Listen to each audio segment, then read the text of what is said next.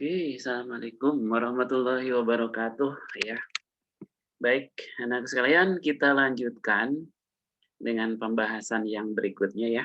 Jadi kita nyambung dengan eh, pertemuan kemarin, ya, di mana pertemuan kemarin itu kita membahas eh, fungsi naik dan fungsi turun ya. Nah ini nih, ya. Jadi kemarin fungsi naik fungsi turun ini, jadi kalau misalnya f aksennya lebih besar dari nol ya, maka fungsinya naik, grafiknya naik gitu ya. Terus kalau misalnya uh, f aksennya lebih kecil dari nol, maka grafiknya turun ya. Nah, kemudian uh, yang ketiga, nah ini bila pada suatu titik P, A, B, nilai f aksennya sama dengan nol, kalau tadi kan lebih besar, lebih kecil ya. Kalau sekarang sama dengan nol, maka kalau sama dengan nol, efek itu memiliki nilai stasioner. Ya, kalau di titik PA, B, maka nilai stasionernya adalah B, gitu ya, besar B. Nah, ini yang akan kita bahas pada pertemuan sekarang ya. Nah, jadi kemarin sudah bahas yang fungsi naik dan fungsi turun. Intervalnya, caranya kemarin tahu ya. Oke. Baik, kita nilai stasioner ya. Nah, nilai stasioner ini ada jenisnya ya. Jadi nilai standar dari suatu fungsi f(x) diperoleh apabila f aksen sama dengan nol. Adapun jenisnya dari nilai stasioner ada 3 macam nih. Yang pertama, nilai stasionernya itu berbentuk nilai balik maksimum atau nilai maksimum. Ya, dari mana tahu dia itu maksimum? Itu dilihat dari garis bilangannya ya. Nah, kalau dibaca dari kiri ke kanan, perubahan tandanya dari positif ke negatif, maka dia nilainya adalah maksimum. Positif ke negatif itu kan naik, kemudian turun, gitu kan? Berarti ada di atas, jadi dia maksimum, gitu ya. Yang kedua, nilai balik minimum atau nilai minimum. Nah, perubahan tanda di dalam garis bilangan itu dari negatif ke positif. Jadinya turun, kemudian naik. Jadi ada di bawah, gitu ya. Jadi ini negatif ke positif perubahan tandanya. Nah, bisa juga terjadi apabila tidak ada perubahan tanda. Misalnya ya dari kiri ke kanannya positif-positif atau negatif-negatif. Nah, maka kalau kejadiannya seperti itu, tidak ada perubahan tanda, maka dia memiliki titik belok, begitu ya. Nah, ini disebut dengan titik belok. Kalau tidak ada perubahan tanda, gitu ya. Baik, kita lihat contohnya. Misalkan yang pertama yang ini. Tentukan nilai stasioner dari fungsi f(x) e kuadrat min 4 min 5. Nah, kita jawab, cari dulu f aksennya ya. Kita cari f aksen, kemudian kita jadikan sama dengan 0. Nah, kita jadikan sama dengan 0. F aksennya 2x min 4 dari sini, ya sama dengan 0. Kita dapatkan kemarin ini x-nya sama dengan 2. Gitu ya. Nah, ini adalah FA sama dengan B. FA-nya adalah 2. Nah, sekarang kita cari B-nya. Ya. Berapa nilai stasionernya? Yaitu dengan cara X sama dengan 2 ini kita substitusikan ke Fx yang ini. Ya. Awas, jangan ke F aksen. Kalau ke F aksen, nanti di sini 0 hasilnya. Tapi masukinnya ke Fx sini. X-nya sama dengan 2. Ya. 2 kuadrat dikurangi 4 kali 2 dikurangi 5. Kita dapatkan minus 9.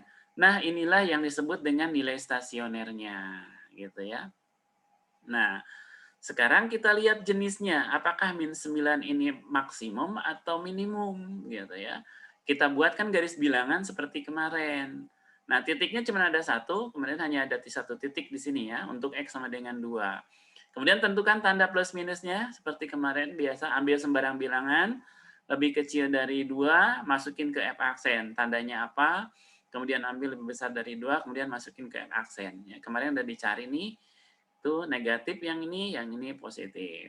Nah, sekarang kita baca dari kiri ke kanan ke sini. Perubahannya apa? Tandanya min ke plus, gitu. Dari perubahan tandanya dari min ke plus. Nah, kalau dari min ke plus berarti nilainya adalah nilai minimum gitu ya. Jadi yang ini adalah nilai minimumnya gitu. Kalau ditanyakan titiknya, Nah, titiknya itu kan X, Y, di mana X-nya adalah 2, Y-nya adalah min 9, jadi 2, min 9. Itu kalau ditanyakan titiknya ya. Inilah titik baliknya. Itu contoh satu, yang pertama ya. Kemudian kita coba contoh yang kedua. Nah, fungsi fx-nya yang pangkat 3 ya. Nih, X pangkat 3 plus 6x kuadrat plus 9x plus 2. Sama caranya, kita cari dulu f aksennya, kemudian jadikan sama dengan 0 ya. Kita jadikan sama dengan 0, kemudian kita faktorin. Nah, sederhanakan dulu ya, perkecil dulu, faktorin. Nah, kita dapatkan X1-nya min 1, X2-nya min 3. Oke, berarti nilai stasionernya ada 2 nih. Untuk min 1 dan min 3. Kita cari dulu untuk yang min 1. Masukkan ke fx yang sini, kita cari, kita dapatkan. Sini adalah min 2. Ya. Kemudian, jadi nilai stasionernya adalah min 2. Kemudian yang min 3 kita masukin, kita dapatkan adalah 2. Jadi nilai stasionernya adalah min 2 dan 2. Kemudian kita tentukan jenisnya. Yang ini itu apa? Jangan dilihat dari angkanya ya. Jangan-jangan ini plus, mungkin aja ini minimum, ini maksimum. Bisa aja terjadi ya. Caranya buat garis bilangan. Ada 2 titik nih. 2 titik, kemudian tentukan plus minusnya seperti biasa ya. Plus min ya. Baik, kita cari sekarang yang ini. Yang 2 ini diperoleh dari min 3. Min 3 yang ini. Ya, yang ini min 3. Baca dari sini kiri ke kanan. Perubahannya adalah dari plus ke min. Kalau dari plus ke min berarti maksimum. Jadi yang 2 ini adalah maksimum. Sekarang yang min 2. Min 2 ini diperoleh dari min 1. Nah, dari min 1 ini perubahannya dibaca dari kiri ke kanan, min ke plus. Nah, perubahannya jadi ini minimum. Ya, itulah cara mencari nilai stasioner. Ya, saya rasa jelas ya dengan 2 contoh nih. Baik, yang berikutnya kita lanjutkan. Nah, tadi ada maksimum minimum, itu tidak ada batasnya, tadi belum ada batasnya. Sekarang kita cari nilai maksimum minimum dalam interval. Kalau di sini ada sebuah kurva, ya. Nah, itu kita akan cari maksimum minimumnya dalam interval tertentu. Misalnya dari sini ke sini. Berapa maksimumnya, berapa minimumnya gitu ya. Nah, kalau itu sebut aja ini batasnya, yang ini A gitu ya. Yang ini batasnya A, yang ini B. Nah, gitu. Jadi berapa maksimumnya, berapa minimumnya kalau dalam interval A sampai dengan B ini. Nah, dari kurva yang ini gitu ya. Nah, untuk menentukan nilai maksimum minimum dalam interval itu ada langkahnya ya. Nih, untuk menentukan nilai maksimum minimum dalam interval tertentu dari A sampai B batasnya dapat dicari sebagai berikut. Langkah yang pertama, tentukan nilai stasioner dalam interval tersebut ya. Itu pun bila ada. Nah, nanti kita jelaskan kenapa bila ada ya. Yang kedua, jadi langkah pertama tentukan nilai stasioner, langkah yang kedua tentukan nilai pada ujung interval, yaitu berapa FA dan berapa FB. Jadi ini pada ujung interval ya. Kemudian langkah yang ketiga baru ambil kesimpulan dari 2 yang ini. Nah, kesimpulannya nilai yang terbesar adalah nilai maksimum, sedangkan nilai yang terkecil adalah nilai minimum ya. Jadi dari langkah yang 1 dan langkah 2 itu nanti ketemu ada angka-angkanya, maka pilih mana yang paling besar, mana yang paling kecil. Yang paling besar adalah maksimum, yang paling kecil adalah minimum ya. Baik, kita ambil contoh. Nah, tentukan nilai maksimum minimum dalam dari fungsi fx ini dalam interval 0 sampai 6 ya. Baik. Ada 3 langkah tadi. Langkah yang pertama tentukan nilai stasioner, berarti f aksennya kita cari dulu, kemudian kita jadikan sama dengan 0 ya. Kita cari dulu nilai stasionernya sama dengan 0, ketemu harga x ya sama dengan 2 ya. Tadi udah dicari nih, berapa nilai stasionernya nih tadi? Kita dapatkan min 9 ya. Ini nilai stasionernya. X sama dengan 2 ini, nilai stasionernya bisa dicari karena 2 ini terletak dalam interval yang sini. Kalau hasil X-nya di luar interval yang ini, maka NS-nya tidak usah dicari. Gitu ya. Jadi harga X-nya ini harus ada di dalam interval yang ini yang diberikan. Nah, kebetulan 2 ini ada di sini. Maka NS-nya kita dapatkan min 9, kita cari ya. Oke, langkah yang pertama. Langkah yang kedua, nilai pada ujung interval. Berarti berapa F0, berapa F6. Nah, ini F0 ini masukin ke sini, dan F6 juga masukin ke sini. Ya. Kalau kita hitung F0, ya, kita dapatkan min 5. 0 kurang 0, min 5. Jadi min 5 ya. Sekarang kita cari F6. F6 itu adalah 7. Nah, sekarang baru ambil kesimpulannya. Ada 3 nilai, 1 dari nilai stasioner, 2 dari nilai pada ujung interval. Dari 3 angka ini, mana yang paling besar? Yang paling besar adalah 7. Nah, berarti ini adalah yang maksimum. Yang paling kecil itu adalah min 9. Berarti min 9 ini adalah nilai minimum. Ya. Jadi kesimpulannya maksimumnya adalah 7, yang minimumnya adalah min 9. Yang min 5 itu bukan maksimum dan juga bukan minimum. Ya. Nah, gitu. Jadi cari dulu nilai stasionernya langkah pertama, berapa, itu pun kalau ada. Kalau X-nya ketemu di sini, kemudian pada ujung interval juga kita cari nilainya. Ya. Oke, itu contoh 1. Contoh 2, kita cari, misalkan ini pangkat 3 nih ya. Batas intervalnya 2 sampai 5. Kita cari F aksennya, langkah yang pertama, kita jadikan F aksennya sama dengan 0. Kita cari dulu NS-nya ya. Kita perkecil, ketemu X1 sama dengan 1, X2 sama dengan 3. X1 sama dengan 1, di sini TM. TM itu artinya tidak memenuhi.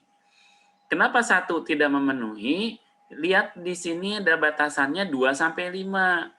Jadi yang 1 ini tidak usah dicari NS-nya karena tidak memenuhi di batasan yang ini.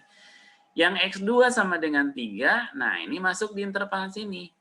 Berarti NS-nya bisa kita cari ya. Berarti berapa F3? Masukin ke sini F3. Nah, kalau dicari F3-nya adalah min 3 gitu ya. Jadi nilai stasionernya hanya 1, walaupun di sini titiknya ada 2 ya. Karena yang dipakai hanya ini. Bagaimana kalau dua-duanya TM? Berarti di sini NS-nya 2, nggak usah dicari dua-duanya ya. Tapi kalau dua-duanya memenuhi, berarti dua-duanya dicari NS-nya. Jadi ada 2 NS gitu ya. Oke, berikutnya langkah yang kedua adalah pada ujung interval, berapa F2 dan berapa F5 gitu ya, pada ujung interval. F2 ini kalau dimasukin ke sini itu adalah min 1. Kemudian F5-nya kita dapatkan 17. Oke, ada 3 pilihan, 1 dari nilai stasioner, 2 dari batas interval. Langkah yang ketiga ambil kesimpulan, yang paling besar adalah maksimum, yang paling kecil adalah yang minimum. Jadi maksimumnya adalah 17, minimumnya adalah min 3. Oke ya, itu jadi pembahasannya. Yang pertama tadi nilai stasioner, yang kedua nilai maksimum minimum dalam interval ya. Oke, dengan 2 contoh ini untuk yang maksimum minimum saya rasa jelas ya. Baik, untuk latihannya nanti silakan dikerjakan ya. Nah, ada beberapa soal, ada 10 nih ya. Nah, soal-soal ini silakan kalau ada yang mau ditanyakan nanti bisa ditanyakan via WA atau ya via WA aja ya ke grup ya. Atau perorangan boleh. Nanti minggu depan kalau misalnya sebelum pembelajaran bisa kita bahas sebelum evaluasinya ya. Gitu. Baik, saya rasa untuk pertemuan kita kali ini saya rasa cukup ya. Insya Allah nanti sekali lagi akan kita bahas materi berikutnya untuk minggu depan Dengan catatan, silakan bagi yang mau ditanyakan dari soal-soal itu, tanyakan sebelum minggu depan, paling lambat hari Jumat lah ya. Gitu. Jadi supaya kita bisa siapkan materi pembahasannya begitu. Oke, untuk dibahas seperti itu. Dan jangan lupa nanti pertemuan yang minggu depan juga sama ya. Jadi evaluasi dulu atau sebelumnya mungkin ada pembahasan dulu, kemudian evaluasi baru kemudian materi baru lagi ya. Oke. Terima kasih atas perhatiannya. Assalamualaikum warahmatullahi wabarakatuh.